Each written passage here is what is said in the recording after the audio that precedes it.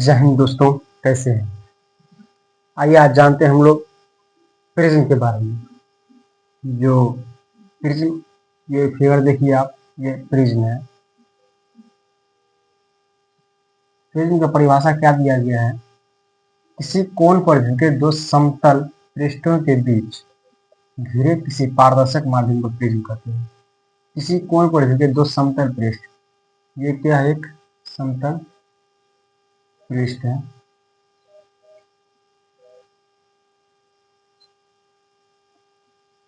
किसी पारदर्शक माध्यम को, ये इसका एक माध्यम क्या कहते हैं, कोण है। किसी पारदर्शक माध्यम, ये क्या पारदर्शक माध्यम हुआ? ये किसी कोण पर झुके दो समतल पृष्ठों के बीच किसी पारदर्शक माध्यम को प्रिज्म कहते हैं। क्या हुआ? ये हमारा प्रिज्म हुआ। इसमें देखिए जो अपवर्तक सतह क्या वो है, कितना है, तो A B B dash A dash, ये इसका क्या हुआ? एक अपवर्तक सतह हुआ। क्या हुआ? एक अपवर्तक सतह। दूसरा अपवर्तक सतह कौन हुआ? ए सी सी डैश ए डैश, ये दोनों क्या हुआ? इसका अपवर्तक सतह हुआ। अपवर्तक कोण, ये अपवर्तक कोण ऐसा ऐसा ऐसा कोण जिसमें दोनों अपवर्तक सतह को क्या करता हूँ? अलग करता हूँ। तो कौन ऐसा कोण है जो दोनों सतह को अलग करता हूँ? तो ए डैश देखिए दोनों में है, ये क्या कर रहा है? दोनों को अलग कर रहा है। अपवर्तक कोण यानी ये कोण ए जो है, ये प्रिज्म का कोण, यानी अपवर्तक कोण भी इसको बोलेंगे, प्रिज्म का कोण भी कर सकते हैं। इसका आधार क्या है प्रिज्म का? तो B B dash C dash C, यानी ये क्या है? इसका एक आधार हुआ। प्रिज्म का क्या हुआ? ये आधार हुआ।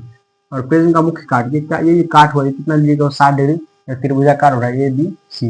यानी अगर हम इसको 3D फिगर में देखें तो 3D में फिगर ये हमारा सतह हो गया, और इस पे ऐसे करके आएगा क्या? हमारा प्रिज्म। तो ये जो सतह हो जाएगा, तो इस पे हमारा क्या? आधार हो गया। इधर इसका अपवर्तक सतह हो जाएगा, और इधर क्या होगा? नीचे में जो कोण बन रहा है वो उसका क्या हो जाएगा?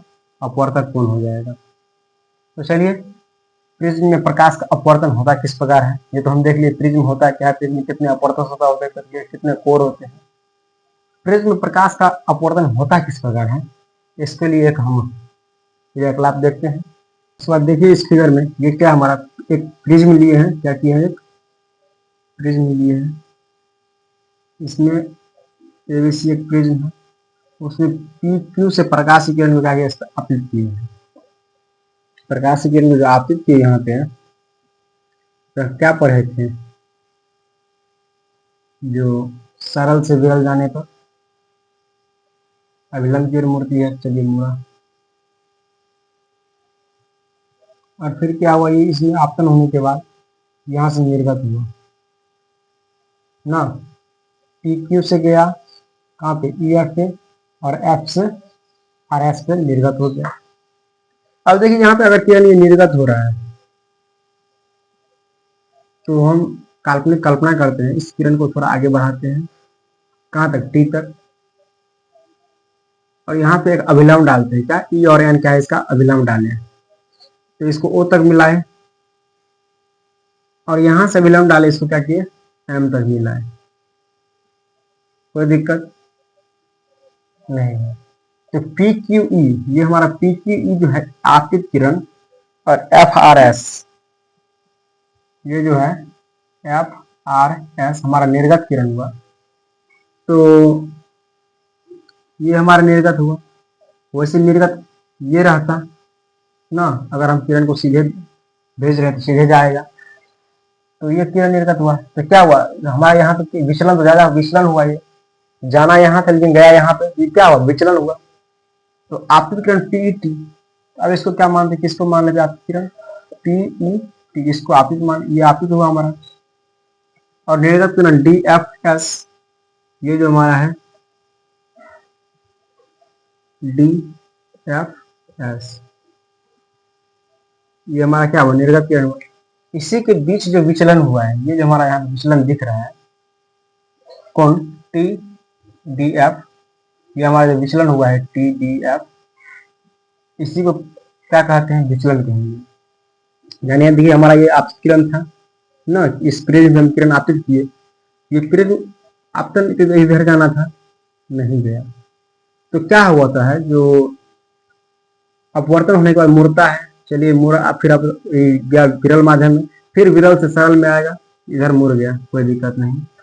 तो हम कल्पना करते हैं अगर एक किरण आगे जाता ना, इसका अपवर्तन तो इधर जाता, लेकिन क्या है, इसको हम आपतित किरण माने हुए हैं। और ये हमारा क्या था, निर्गत किरण जो है, इसको हम यहाँ पे बढ़ा कल्पना करके बढ़ा रहे हैं। तो हम क्या देख रहे हैं, यहाँ पे जो विचलन हो रहा है, कोण बन रहा है, इसी विचलन को क्या कहें, इसी कोण को क्या कहेंगे, विचलन कोण कहेंगे। और प्रिज्म का अपवर्तक कोण जितना अधिक होगा उसका विचलन अधिक ही उतना अधिक होगा।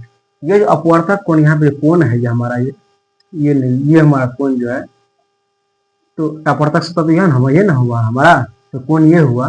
तो ये जो हमारा जितना अधिक होगा, कोण जितना अधिक होगा, तो ये क्या होगा, इसका विचलन उतना ही अधिक होगा। ये प्रिज्म के लिए एक नोट बात याद कर लिए, ऑब्जेक्टिव में पूछा जा सकता है। अगर प्रिज्म का हम जो है अपवर्तन कोण, अगर प्रिज्म का अपवर्तक कोण बढ़ा दे तो विचलन बढ़ेगा या घटेगा, तो उसमें क्या देंगे आंसर में, बढ़ेगा, ताकि अपवर्तन कोण जितना अधिक होगा अपवर्तक कोण, विचलन उतना ही अधिक होगा।